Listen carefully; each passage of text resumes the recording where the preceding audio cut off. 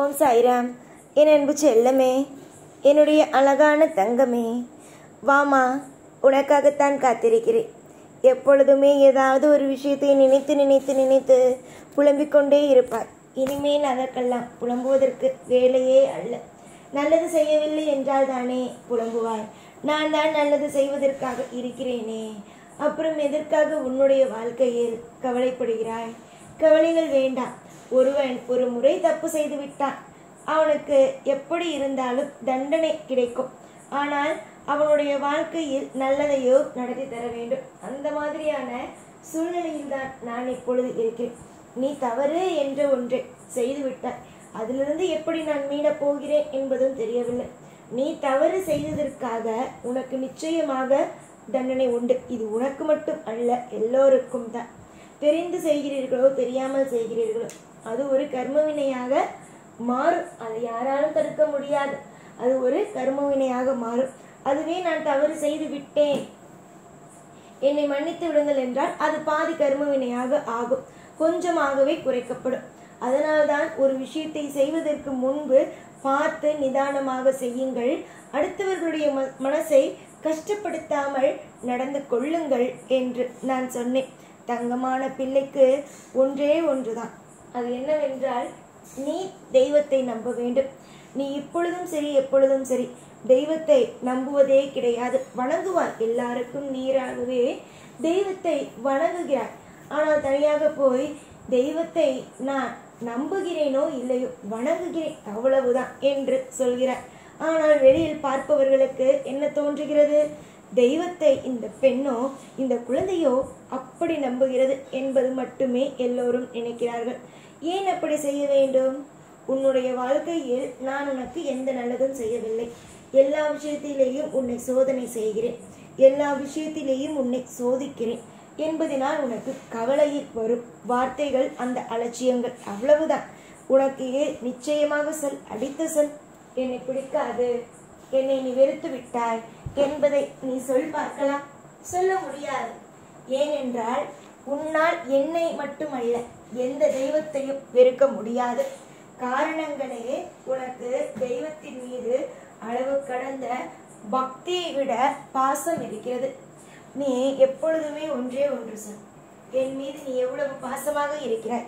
ஆனால் என்ன, உனக்கு நான் எதுவுமே செய்யவில்லை, எல்லா விஷயத்திலேயும் சோதிக்கிறேன் என்ற ஒரு கவலையும் உன் மனதுக்குள் இருக்கிறது.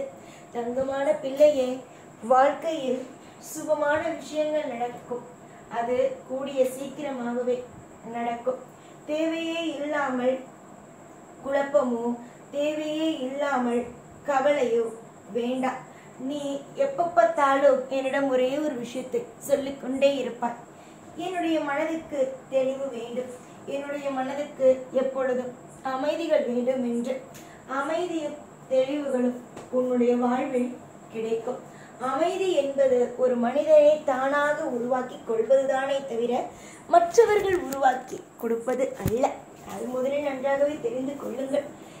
எப்பொழுதும் நானும் பார்த்து கொண்டுதான் இருக்கிறேன். நீ என்னிடம் வந்து எப்பொழுதுமே கேட்பது, எனக்கு அமைதியை கொடு, அமைதியை கொடு என்று. அமைதியை நான் கொடுத்தாலும் அதை எடுத்துக்கொள்ளும் விதத்தில் தானே அம்மா இருக்கிறது. நீ எப்பொழுது எடுத்துக்கொள்வாய் என்பதை நீதான் முடிவு செய்ய வேண்டும். உனக்கு நான் அமைதியை தருகிறேன், உன்னுடைய வாழ்க்கையில் சந்தோஷத்தை கொடுக்கிறேன். ஆனாலும் அந்த ஒரு வாழ்க்கையில் நீ எப்பொழுதும் நிம்மதியாக இருக்க வேண்டும். புரிந்ததா? அந்த வாழ்க்கையிலும் எனக்கு நிம்மதியே இல்லையே, எனக்கு எப்ப பார்த்தாலும் தெய்வம் கஷ்டத்தை தானே கொடுக்கிறது என்பதை நீ நினைக்கவே கூடாது. எதிர்பார்த்த காரியங்கள், எதிர்பார்த்த சுபத்துவமான காரியங்கள் நடந்திடும். எதிர்பார்த்த ஒவ்வொரு விஷயங்களும் உன்னுடைய வாழ்க்கையில் கிடைத்திடும். நாளுக்கு நாள் பிரச்சனைக்கு மேல் பிரச்சனையாகவே ஓடிக்கொண்டே இருக்கிறது. பிரச்சனைக்கு மேல் பிரச்சனையாக ஓடிக்கொண்டே இருக்கிறது. நீ எப்பொழுதுமே அந்த பிரச்சனைக்கு பின் ஓடாதே. உன்னுடைய வாழ்க்கையில் ஒரு பிரச்சனை வந்து விட்டது என்றால் உடனடியாக ஒரே ஒரு விஷயம் மட்டும்தான், ஒரே ஒரு விஷயம் மட்டுமே எப்பொழுதுமே ஞாபகம் வைத்துக்கொள். அது என்னவென்றால், நமக்கு பிரச்சனை வந்து விட்டதா, உடனடியாகவே நம்மளுடைய தெய்வத்துக்கிட்ட போய் சொல்லிவிடுவோம், அந்த தெய்வம் பார்த்து கொள்ளும் என்ற ஒரு எண்ணத்தை மட்டும் எப்பொழுதும் உருவாக்கி கொள்ளுங்கள். அதுதான் உங்களுடைய வாழ்க்கையில் சிறப்பான ஒரு விஷயமே. ஆனால் இங்கு இருக்கும் அனைவரும் என்ன செய்கிறீர்கள்? தெய்வத்தை நம்பக்கூடாது, தெய்வம் இதற்குமே நல்லது செய்யாது என்று நீங்களாகவே முடிவெடுக்கிறீர்கள். அதுதான் தவறான ஒன்று. அதுதான் மிகப்பெரிய ஒரு தவறான விஷயமே. நான் இருக்கும் பொழுது மற்ற எதையும் பற்றி கவலைப்படக்கூடாது. உன்னுடைய வாழ்க்கையில் நிம்மதியை இழக்கதான் நீ கவலைப்படுகிறாய். அதுவே நீ சந்தோஷத்தை அடைய வேண்டும் என்று நினைத்தாய். ஆனால் உன்னுடைய கஷ்டங்கள் வரும் பொழுது நீ தாராளமாக என்னிடம் வந்து சொல்வாய், என்ன எனக்கு கஷ்டம் வந்து விட்டது சாயி, என்னை காப்பாற்று என்று. நீ எப்பொழுதும் கஷ்டத்தை அனுபவிக்க போகிறாயா இல்லை சந்தோஷமாக வாழ போகிறாயா என்பதை நீயே முடிவெடுத்துக்கொள். நீ முடிவெடுப்பதில் தான் உன் வாழ்க்கையும் அடங்கி இருக்கிறது. உன்னுடைய வாழ்க்கையில் அமைதி வேண்டும் என்று கேட்டால் மட்டும் பத்தாது, தெய்வம் கொடுப்பதையும் வாங்கிக் கொள்ள வேண்டும். அப்பொழுதுதான் சிறப்பான ஒரு விஷயம் நடக்கும். தேவைக்கு உன்னுடைய வாழ்க்கையில் என்னென்னலாம் தேவைப்படுகிறதோ அந்த தேவைக்கு அனைத்து விதத்திலும் இருந்து நான் உனக்கு துணையாகவே இருப்பேன். எந்த காரியத்தில் உனக்கு என்னுடைய உதவி தேவைப்பட்டாலும் அந்த இடத்தில் நான் இந்த சாய் வந்து நிற்பேன். ஒன்று மனிதரின் ரூபத்தில், இல்லை என்னால் எப்படி உன்னுடைய வாழ்க்கைக்கு உதவி செய்ய முடியுமோ அந்த ரூபத்தில் நான் வந்து நின்று உன்னை வாழ வைத்து உயர்த்துவேன்.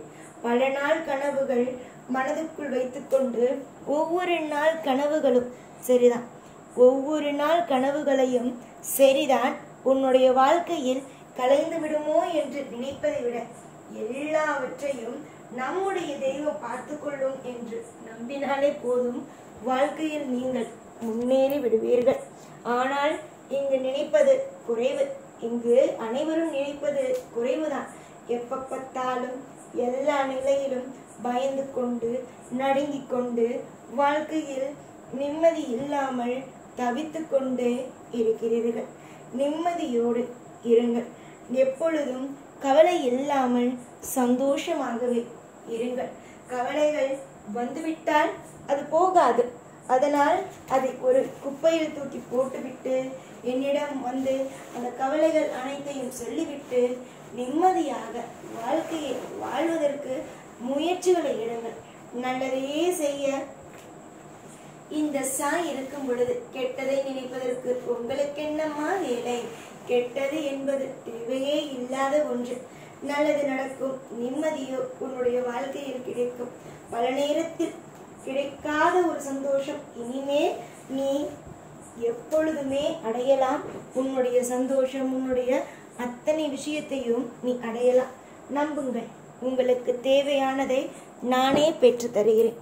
எப்பொழுதும் உங்கள் கூடவே இருந்து ஒவ்வொரு நிமிஷத்திலேயும் அழகாக வாழ வைத்து எல்லாவற்றையும் சொல்லிக் கொடுத்து உங்களை நிம்மதியாக கரை சேர்ப்பேன். இந்த சாய் ஆகிய நான். ஓம் சாய்ராம்.